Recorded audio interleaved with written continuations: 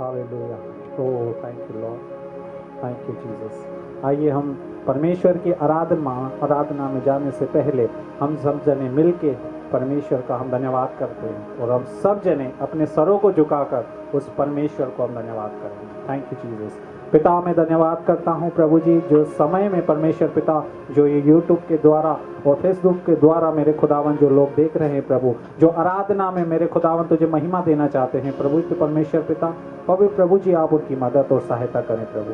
उन सब के मनों को आप तैयार करें प्रभु जी, ताकि तेरे नाम को ऊंचा उठा सके परमेश्वर पिता। हाँ पिता, हम तेरी महिमा करना चाहते हैं प्रभु, तेरी आराधना करना चाहते हैं प्रभु जी। प्रत्येक भाई को, बहन को, ओ परमेश्वर पिता, हर एक बुजुर्ग को मेरे खुदावन तेरे हाथों में सौंप देता हूँ प्रभु जी। मैं प्रार्थना करता हूँ परमेश्वर पिता, हर एक परमेश्वर पिता आत्मा से गा के तुझे महिमा देने पाए, यही मैं प्रार्थना करता हूँ। सारी महिमा, सारा आदर, सारी स्तुति, सारा जलाल प्रभु मैं आपको देता हूँ। यीशु के नाम से दुआ मांगता हूँ, आमीन आमीन। धन्यवाद के साथ स्तुति गाऊंगा, हे यीशु मेरे खुदा। उपकार तेरे हैं बेशुमार, कोटि कोटि स्तुति धन्यवाद। धन्यवाद के साथ स्तुति गाऊंगा, हे यीशु मेरे खुदा।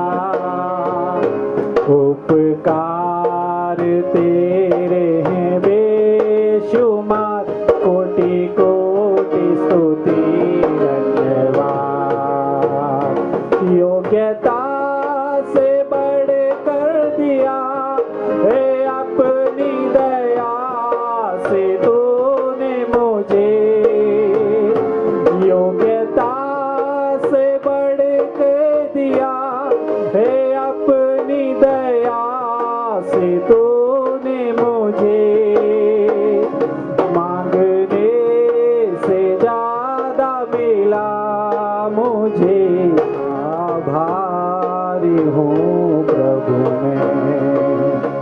मांगने से ज्यादा मिला मुझे, आभारी हूँ प्रभु मैं। धन्यवाद के साथ स्तुति गाऊंगा, हे यीशु मेरे खुदा। उपकार तेरे हैं बेशुमार, कोटि कोटि स्तुति धन्यवाद। तू है सच्चा जिंदा खुदा, है तुझ पर ही भरोसा मेरा। तू है सच्चा जिंदा खुदा, है तुझ पर ही भरोसा मेरा। सेवा पूरी करके पाऊंगा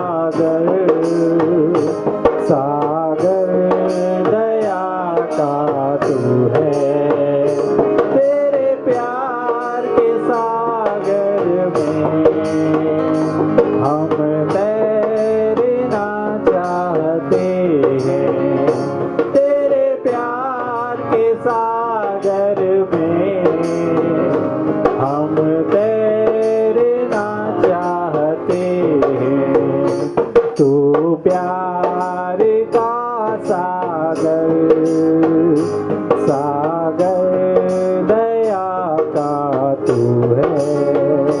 गहराई मिले सागर की, ऊंचाई मिले आसमां की।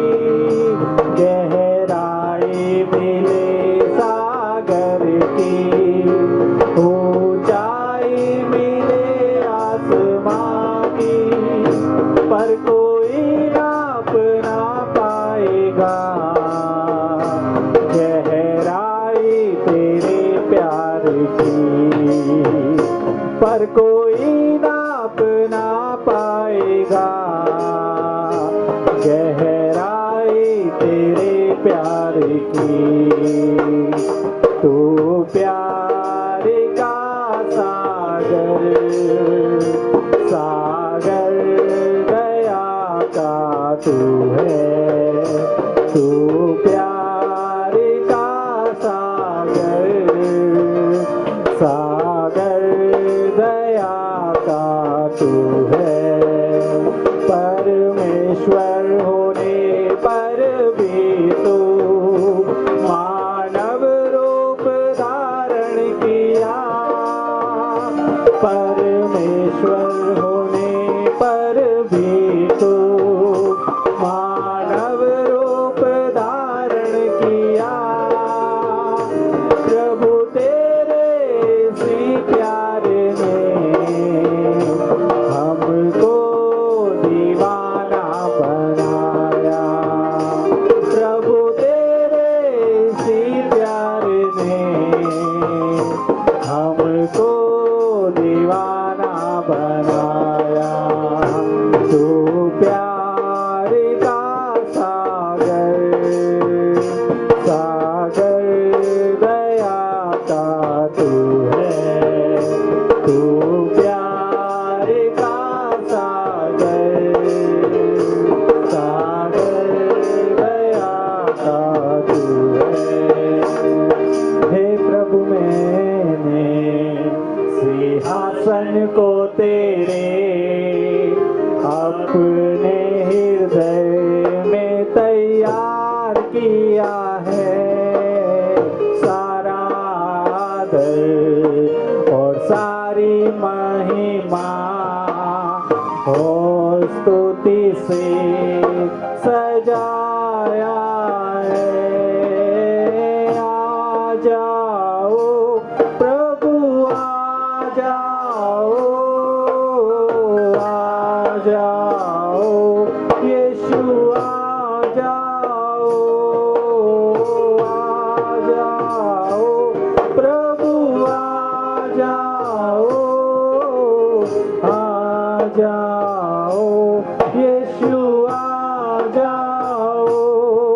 सिंहासन पर विराजमान हो जाओ, सिंहासन पर विराजमान हो जाओ।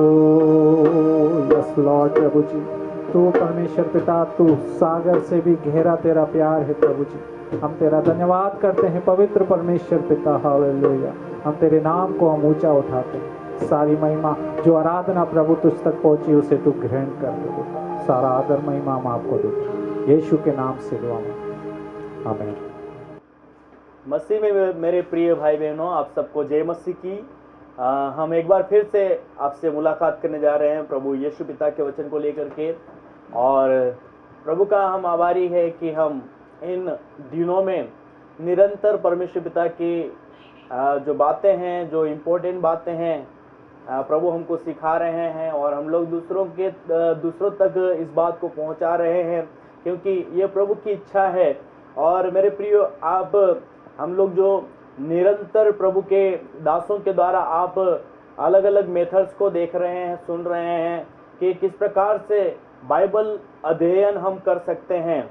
बहुत सारी मेथड्स आपने प्रभु के दासों के द्वारा सुनी और इन मेथड्स को इस्तेमाल करके बाइबल का अध्ययन करना क्यों ज़रूरी है और इन छोटी छोटी बातों को जो प्रभु यीशु पिता के वचन के अंदर, परमेश्वर पिता के जो वचन लिखे गए हैं, इन वचनों को समझना और इन वचनों को समझ करके अपने जीवन के अंदर लागू करना क्यों जरूरी है। मेरे प्रियो, जब कभी हम अपने सृष्टिकर्ता परमेश्वर पिता के पास में आते हैं और उस पिता की इच्छा जब तक हम नहीं जानते और उस पिता की इच्छा के अनुसार हम लोग जीवन नहीं जीते और काम नहीं करते हैं, तो सब कुछ व्यर्थ है। इसलिए अपने जीवन को सृष्टिकर्ता परमेश्वर पिता के चरणों में रख करके अपने सृजनहार परमेश्वर पिता को खोजना और उसको ढूंढना और उसकी एक एक बातें जो वचन के अंदर लिखी गई बातें हैं, उस सत्य पवित्र आत्मा के माध्यम से जिसको यीशु पिता ने हमारी सहायता के लिए दिया है, उसके जरिए हम इन छोटी छोटी बातों को समझ सकते हैं। हालेलुया। सो प्रभु के दासों के द्वारा आपने बहुत सारी मेथड्स को देखा, सुना, और आज में मुझे आशा है कि आप लोग निरंतर इस वचन को पढ़ रहे होंगे, अध्ययन कर रहे होंगे और अपने जीवन के अंदर लागू कर रहे होंगे, क्योंकि इन सारी बातों को अपने सृष्टिकर्ता परमेश्वर पिता की खोज करने में बहुत ही ये फायदेमंद चीज है। अपने सृष्टिकर्ता परमेश्वर पिता को हम समझे कि वो क्या चाहता है, उस सृष्टिकर्ता परमेश्वर पिता को क्या अच्छा लगता है, ये हम अध्ययन करके वचन को पढ़ करके हम समझ सकते हैं, क्योंकि सृष्टिकर्ता परमेश्वर पिता इस वचन को अपने नाम से अधिक महत्व दिया है।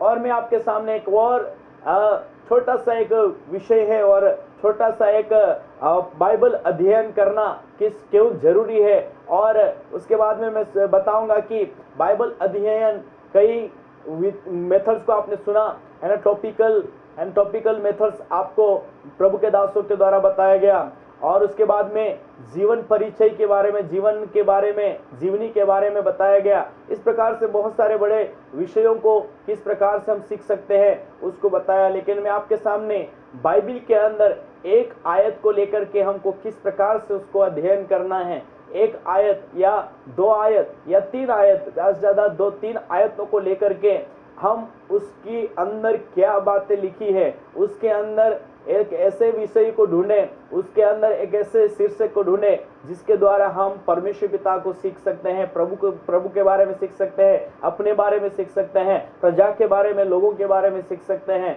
कि हमको क्या करना है, क्या नहीं करना है। और सृष्टिकर्ता परमेश्वर पिता की कई बातें वहां पर आपके पढ़ने में, जब आप उसको पढ़ेंगे तो बार बार पढ़ने के द्वारा उसके अंदर आप कुछ ऐसे विषय को ढूंढ करके उसके ऊपर आप स्टडी कर सकते हैं, उसके ऊपर आप मनन कर सकते हैं, उसके बारे में आप अध्ययन कर सकते हैं, और वो अपने जीवन के अंदर लागू करके कई लोगों के लिए आशीष का कारण आप बन सकते हैं। हालेलुया। सो उपदेश को जो मेरा जो विषय है, मेरा जो सब्जेक्ट, तो कैसे हम लोग एक आयत को लेकर, एक या दो आयत को लेकर के कैसे हमको बाइबल स्टडी करना है, वो मैं आपको बताने जा रहा हूँ। और उसका एक हम जनरल सा एक इसका ढांचा हम देखेंगे कि किस प्रकार से उसको हम तैयार कर सकते हैं, है ना, एक उसकी प्रोसीजर, क्या क्या प्रोसीजर होनी चाहिए। तो मैं आपके सामने पहला जो हो सकता है, पहला जो पॉइंट है वो आपको ध्यान रखना है कि पाठ विषयक उपदेश, जो पाठ विषयक उपदेश है, जिसमें हम लोग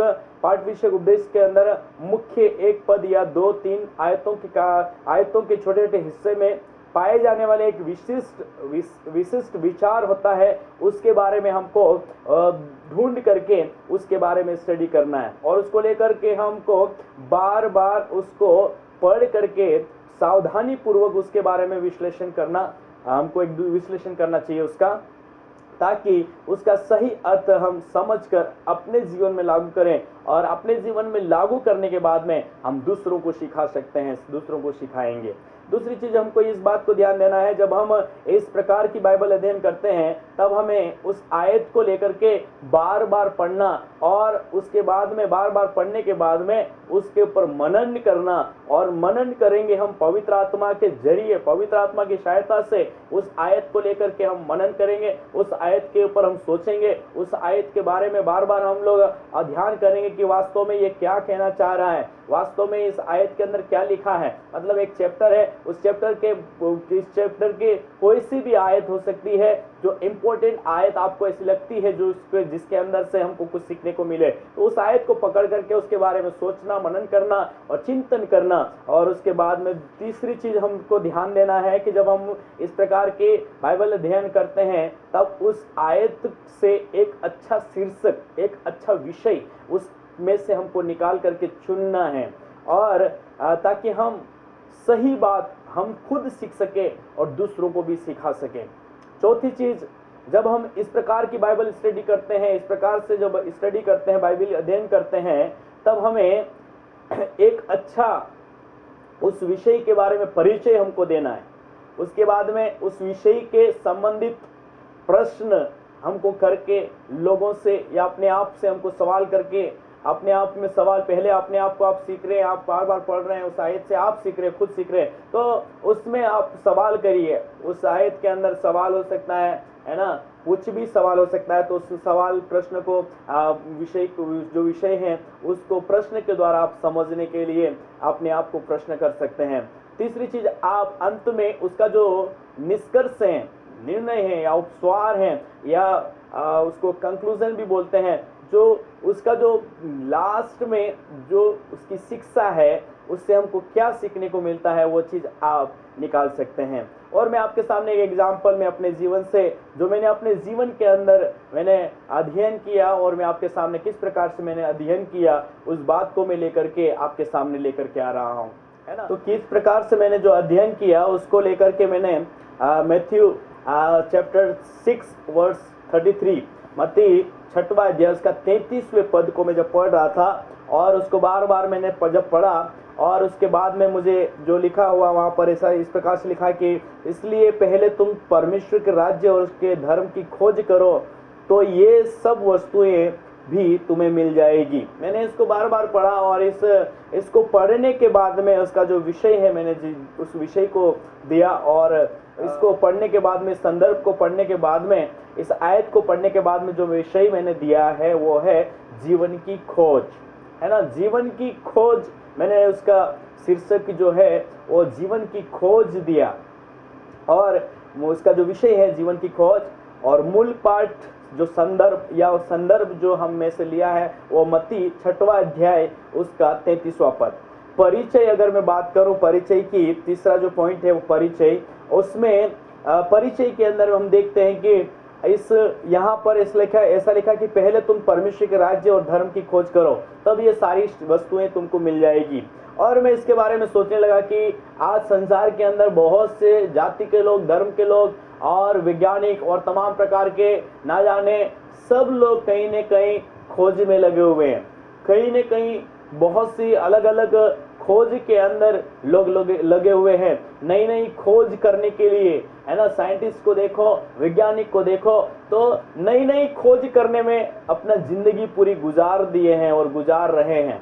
और बहुत सारे लोग धन के खोज में लगे हुए हैं, धन दौलत के, कैसा धन दौलत हमको मिल जाएगी, क्या कैसे हम धन दौलत को प्राप्त कर सकते हैं, इस प्रकार की खोज में लगे हुए हैं। और बहुत सारे लोग जो बुराई करने वाले हैं, बुरे काम करने में उसकी खोज कर रहे हैं कि कैसे हम उसको इस काम में सफलता पा सकते हैं। चोरी करने वाले चोरी के काम में कैसे हम सफलता पा सकते हैं, हत्या करने वाले हत्या करने के काम में हम कैसे सफलता पा सके। इस प्रकार से ना जाने, मतलब अलग अलग लोग अलग अलग विषय की खोज कर रहे हैं, अलग अलग चीजों की खोज कर रहे हैं, और इन सारी चीजों का अगर हम निचोड़ देखें तो हमको कुछ भी उसका नतीजा नहीं दिखाई देता है। लेकिन मेरे प्रियो, आज ऐसी चीज की खोज परमेश्वर पिता का वचन हमको कुछ करने के लिए बोल रहा है। अगर हमको सबसे पहले अगर खोज करनी है तो हमको उसके राज्य की खोज करना है, परमेश्वर के राज्य की खोज करना और उसके धर्म की खोज करना, है ना। सबसे पहले अगर हम कुछ चीजों को खोजें तो अपने सृष्टिकर्ता परमेश्वर पिता को खोजें, उसके राज्य को खोजें और उसकी धार्मिकता को खोजें,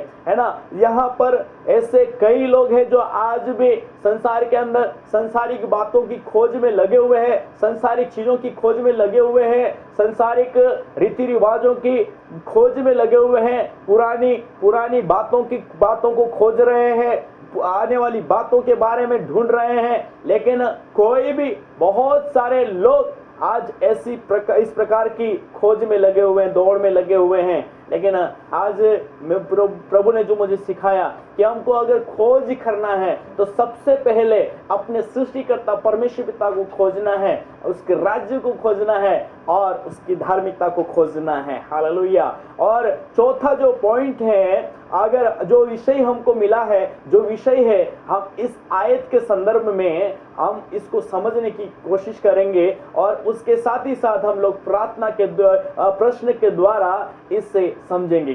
प्रश्न करके हम एक समझ सकते हैं कि जो आयत आपने लिया है, मैंने जो आयत लिया उसमें मैंने प्रश्न किया और उसके बाद में मैंने जो पहला प्रश्न मेरा ये है कि हमारी खोज किस बात के लिए होनी चाहिए, हमारी खोज किस बात के लिए होनी चाहिए। सबसे पहली चीज आज हम यहाँ मैंने पाया कि सबसे पहले उसके धर्म और राज्य की खोज करो, है ना। 6वां अध्याय उसका 33वें पद के अनुसार हमको सबसे पहले अपने सृष्टिकर्ता परमेश्वर पिता को क्या भाता है, सृष्टिकर्ता परमेश्वर पिता को क्या अच्छा लगता है, सृष्टिकर्ता परमेश्वर पिता का राज्य के अंदर क्या क्या होता है, वो चीजें हमको खोजने की जरूरत है। हालेलुया। उसकी धार्मिकता को खोजने की जरूरत है। अगर मैं उसके विषय में बताऊं कि परमेश्वर का राज्य क्या है, तो परमेश्वर का राज्य क्या है और क्या नहीं है, अगर मैं इस बात के ऊपर बात करूं तो परमेश्वर पिता का जो राज्य है वो रोमियो 14 अध्याय उसका 17, 18 और 19 पद के अनुसार, 20 पद के अनुसार परमेश्वर का राज्य धर्म, मेल मिलाप और वह आनंद है जो पवित्र आत्मा से होता है। सो परमेश्वर पिता का राज्य क्या है? परमेश्वर पिता का राज्य है मेल मिलाप और आनंद है जो पवित्र आत्मा से होता है और धर्म है। हालेलुया। और दूसरी बात अगर हम देखें धर्म परमेश्वर का राज्य क्या है, तो परमेश्वर का राज्य उसकी सामर्थ्य है। हालेलुया। और तीसरी चीज हम देखते हैं कि परमेश्वर का राज्य अगर है तो परमेश्वर का राज्य स्वर्ग का है। हालेलुया। परमेश्वर का राज्य उसी के अगर हम विपरीत देखें कि परमेश्वर का राज्य क्या नहीं है, तो परमेश्वर का राज्य रोमियो 14:17 के अनुसार खाना पीना नहीं है। परमेश्वर का राज्य पहला कुरिन्थियों 14 अध्याय उसके 19 से 20 पद के अनुसार जो पहले बात आया कि परमेश्वर का राज्य बातों में नहीं है। हालेलुया। और तीसरी बात अगर हम देखें तो परमेश्वर का राज्य यूहन्ना 18:36 के अनुसार परमेश्वर का राज्य इस दुनिया का नहीं है। हालेलुया। और इसके बाद में हम देखा, मैंने अपने जीवन के अंदर मैंने इस चीज को भी महसूस किया कि परमेश्वर पिता के जो राज्य है उसका अर्थ क्या है। इसको मैंने सोचा कि परमेश्वर पिता के राज्य का अर्थ क्या है। परमेश्वर पिता के राज्य के अर्थ यह है कि अपने हर व्यक्ति अगर जो व्यक्ति अपने गुनाहों को, अपने अपराधों को स्वीकार कर लेता है, मान लेता है और उसको छोड़ करके अपने सृष्टिकर्ता परमेश्वर पिता को कहता है, हे प्रभु मेरे जीवन के अंदर आओ, हे यीशु मेरे लिए आप मारे गए, गाड़े गए, तीसरे दिन मृत्यु में से जी उठे, आज यीशु प्रभु मेरे लिए मेरे पापों के खातिर तू गाड़ा गया, मेरे पापों के खातिर तेरे कलवरी क्रूस के ऊपर तुझे लटकाया गया, मेरे पापों के खातिर 39 कोड़े मारा गया, मेरे पापों के खातिर कांटों का ताज पहना गया, मेरे पापों के खातिर हाथों और पैरों में किले ठोके गए, मेरे पापों के खातिर प्रभु यीशु आपने निंदाओं को सही और निंदाओं को सहा और उसके बाद में फसली के अंदर भाला भी खाया। ऐसी सारी बातों को प्रभु यीशु पिता को याद करके उसको कहते हैं और प्रभु को कहते हैं, हे प्रभु मेरे जीवन के अंदर आ। और आप भी प्रभु के पास में अपने आप को दे देते हैं कि प्रभु आज से मैं आपका बेटा, आज से मैं आपकी बेटी हूं। ऐसा करके प्रभु के हाथों में अपने आप को समर्पित कर देते हैं और सब प्रकार की बुराइयों को, सब प्रकार के जो काम, जो बुरी चाल है, उस काम से आप फिर जाते हैं और प्रभु के राज्य के अंदर आ जाते हैं और सृष्टिकर्ता सृजनहार यीशु पिता आपके जीवन का राजा बन करके आपके अंदर वो राज्य करने लगता है। हालेलुया। और आप परमेश्वर पिता से मेल मिलाप कर लेते हैं। यह है परमेश्वर पिता का राज्य का अर्थ। हालेलुया। और उसके बाद में धार्मिकता क्या है, तीसरी चीज हम इसी के अंदर चौथे जो वचन जिसमें हम प्रश्न के द्वारा उसको समझ रहे हैं, उसकी तीसरी बात है ना। दूसरी बात, पहली बात आपने देखा कि परमेश्वर हमारी खोज किस बात के लिए होनी चाहिए, आपको मैंने बताया। दूसरी बात मैंने बताया कि परमेश्वर के राज्य का अर्थ क्या है ना। और तीसरी बात धार्मिकता क्या है। धार्मिकता सही संबंध में परमेश्वर पिता के साथ में व्यक्ति जो होता है उसको सही संबंध में, मतलब उसकी आज्ञा का पालन करते हुए उसकी इच्छा के अंदर रह करके उसके साथ मिल करके जीवन को बिताता है, वही एक धार्मिकता है। हालेलुया। परमेश्वर पिता की धार्मिकता उसके साथ सही संबंध में रहना, उसके साथ पवित्रता का जीवन जीना, उसके साथ उसकी इच्छा में जीवन जीना, ये एक धार्मिकता है। हालेलुया। और उसके बाद में मैं चौथा जो पॉइंट प्रश्न है वो ये है, परमेश्वर पिता का जो राज्य है और धार्मिकता है उसका हमारे जीवन में क्या महत्व है, उसका हमारे जीवन के अंदर परमेश्वर पिता का जो राज्य है, परमेश्वर पिता की जो धार्मिकता है उसका हमारे जीवन से क्या रिलेट करता है, उसका हमारे जीवन में क्यों महत्वपूर्ण है, और उसको अपने जीवन के अंदर सबसे पहले उसकी धार्मिकता, उसकी खोज हमको क्यों करनी है, क्योंकि उसको जब हम करते हैं सबसे पहले स्थान हम प्रभु को देते हैं, सबसे पहला स्थान हम परमेश्वर पिता की खोज में लगाते हैं और उसकी धार्मिकता को खोजते हैं, पवित्रता का जीवन जीते हैं, और उसके बाद में अपने सब बुराइयों को, जो बुरे काम आप जो करते थे उसको छोड़ देते हैं और सृष्टिकर्ता परमेश्वर पिता के साथ में एक सही रिलेशनशिप में आप हो जाते हैं। तो उसके बदले में हमको हर प्रकार की आत्मिक आशीषें, भौतिक आशीषें, शारीरिक आशीषें और हमको प्राप्त होती है। वचन के अंदर इस प्रकार से लिखा है कि उस सृष्टिकर्ता परमेश्वर पिता के पास में जो रिश्ता खत्म हो गया था, हम परमेश्वर पिता से दूर हो गए थे, यीशु मसीह के द्वारा हम परमेश्वर पिता के साथ मिला दिए गए। मेरे प्रियो, हमको सबसे पहले अगर आशीष प्राप्त होती है तो वो ये होती है कि हम सृष्टिकर्ता परमेश्वर पिता के साथ में वापस मिल जाते हैं और हमको जो आत्मा दी जाती है उस आत्मा से हम हे पिता करके उसको हम पुकार सकते हैं, मतलब उसकी बेटा और बेटी का रिश्ता हमको मिल जाता है। पहली जो आशीषें हमको जो मिलती है, आपको मैंने बताया कि हम स्वर्गीय पिता परमेश्वर पिता के बेटा और बेटी बन जाते हैं, और दूसरी हम स्वर्गीय नागरिक हो जाते हैं जब हम धर्म की खोज करते हुए और धार्मिकता की खोज करते हुए अपने जीवन को जीते हैं। प्रतिदिन का ये हमारा काम है। प्रतिदिन जब हम धार्मिकता की खोज करते हैं, धार्मिकता की खोज और राज्य की खोज, प्रभु की खोज हम करते रहते हैं, और उसको खोज करने के द्वारा हम निरंतर पवित्रता में बने रहते हैं, और हमको जो आशीष प्राप्त होती है वो स्वर्गीय नागरिकता हमको मिल जाती है ना। इसलिए वचन में लिखा है कि तुम पिता के साथ में, यीशु के साथ में स्वर्गीय स्थानों में आप बिठाए गए हो। हालेलुया। और तीसरी आशीषें हमको प्राप्त होती है, हमको स्वर्गीय आशीषें प्राप्त हो जाती है। स्वर्ग के अंदर हर प्रकार की आशीष जो रखी हुई है वो हमको प्राप्त हो जाती है। हालेलुया। स्वर्ग के अंदर हम एट ए टाइम पृथ्वी के पर रहते हुए जो आशीषें हमको दिखाई नहीं देती, कई बार हमको सुनाई नहीं देता, दिखाई नहीं देता, लेकिन हम आत्मिक रीति से हमारी पहुंच स्वर्ग के परमेश्वर पिता के पास हो जाती है, और स्वर्ग के अंदर जो सेवा दी जाती है, स्वर्गदूतों के द्वारा लोगों की सेवा दी जाती है, वो सेवा हमको मिलने लगती है। हालेलुया। स्वर्गदूत आते हैं, संदेश के टाइम पे वो संदेश देने वाला स्वर्गदूत आ जाता है, हमको संदेश देता है, हमको स्मरण कराता है, कई बार हमको दर्शन के द्वारा बातचीत करता है, हमको बातचीत करके हमारे साथ हमको बता करके वापस चले आते हैं। कुछ स्वर्गदूत ऐसे हैं जो हमारी सेवा टहल करने वाले स्वर्गदूत हैं, हमको कई बार दिखाई नहीं देते, लेकिन हमारे सेवा टहल करने वाले स्वर्गदूत हमारे बीच में आकर के हमारी सेवा करते हैं। कई दूतों को प्रभु भेज देता है, कई लोगों को प्रभु दासों को भेज देता है,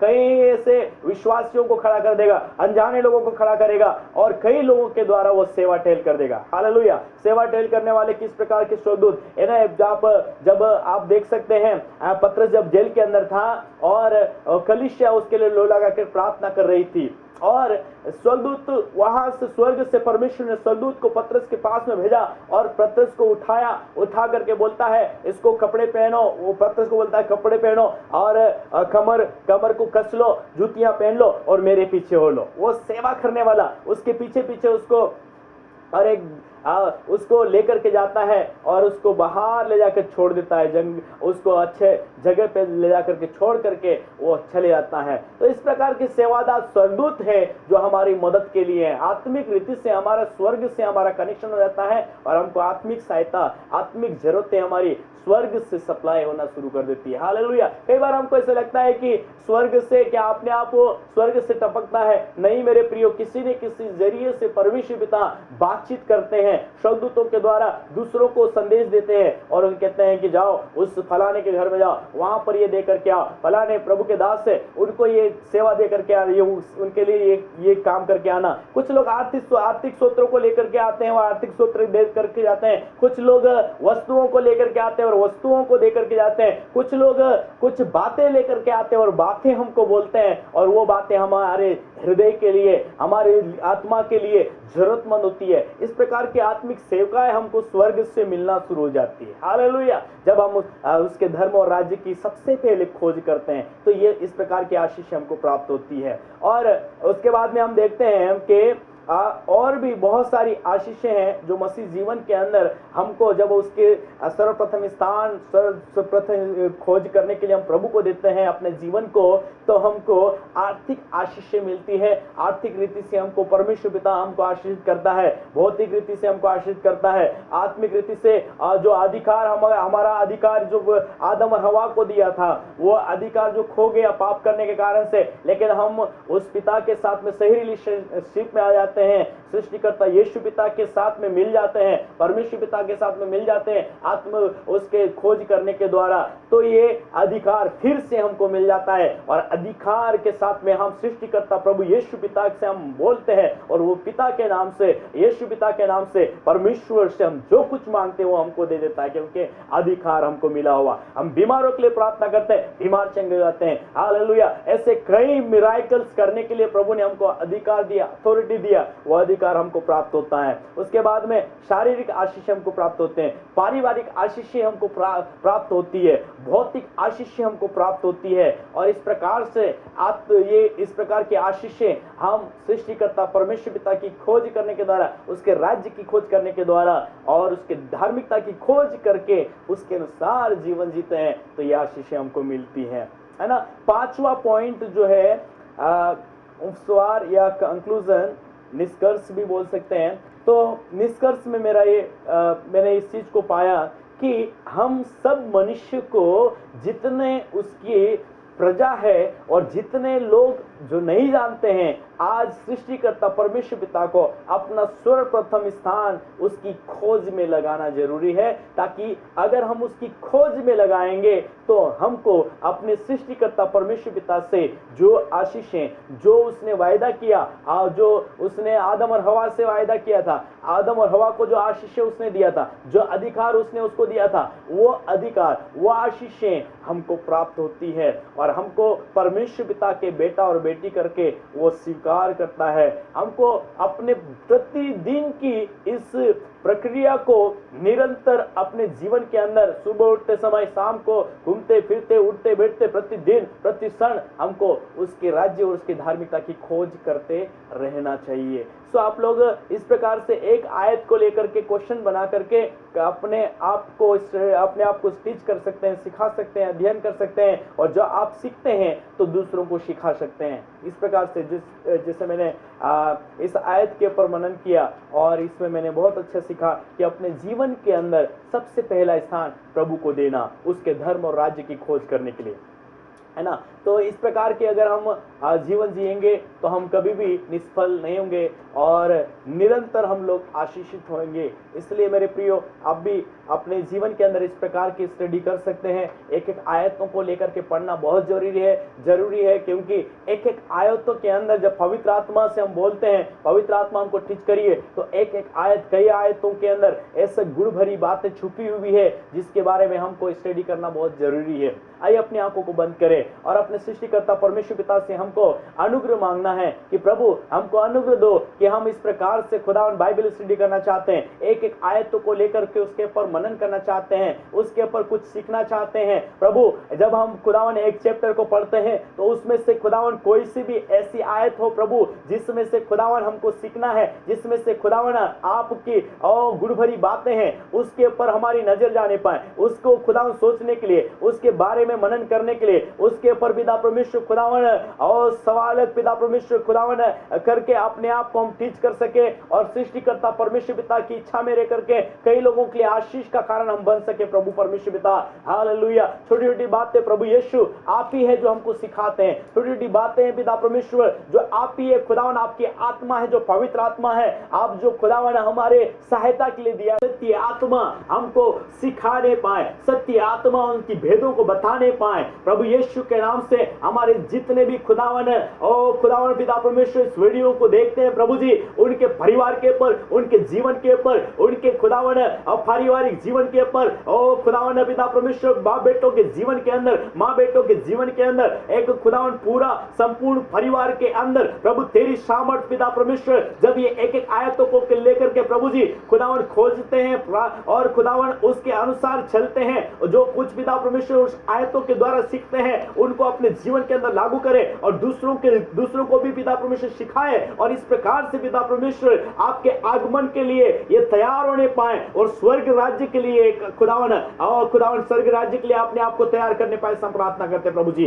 प्रभु यीशु मसीह के नाम से प्रत्येक परिवारों के अंदर आप प्रभु जी ये काम करिए पवित्र परमेश्वर पिता, व्यक्तिगत जीवन के अंदर ये काम करिए पवित्र परमेश्वर पिता, ताकि एक एक व्यक्ति, एक एक बहने, भाई लोग, बच्चे लोग, खुदावन बहने लोग, खुदावन सब लोग प्रभु व्यक्तिगत रूप से खुदावन इस टीचिंग को लेकर के अध्ययन करके पिता परमेश्वर एक दूसरों के लिए आशीष का कारण बनने पाए प्रभु जी। हालेलुया। आपकी क्या इच्छा है, आपकी क्या योजना है, उस योजना को, आपकी इच्छा को जान करके उस इच्छा में रह करके पिता परमेश्वर काम कर सके और उस इच्छा में रह करके अपने जीवन को जी सके। और आप खुदावन ने जिस प्रकार से यीशु पिता आपने प्रार्थना किया, आपने खुदावन ने जिस प्रकार से प्रभु यीशु पिता आप कहते हैं जो मैं पिता को सुनता हूं, पिता को देखता हूं, वही काम मैं करता हूं। हालेलुया। ओ मेरे खुदा आपका धन्यवाद करते हैं, आप मदद करिए, सहायता करिए पवित्र परमेश्वर पिता।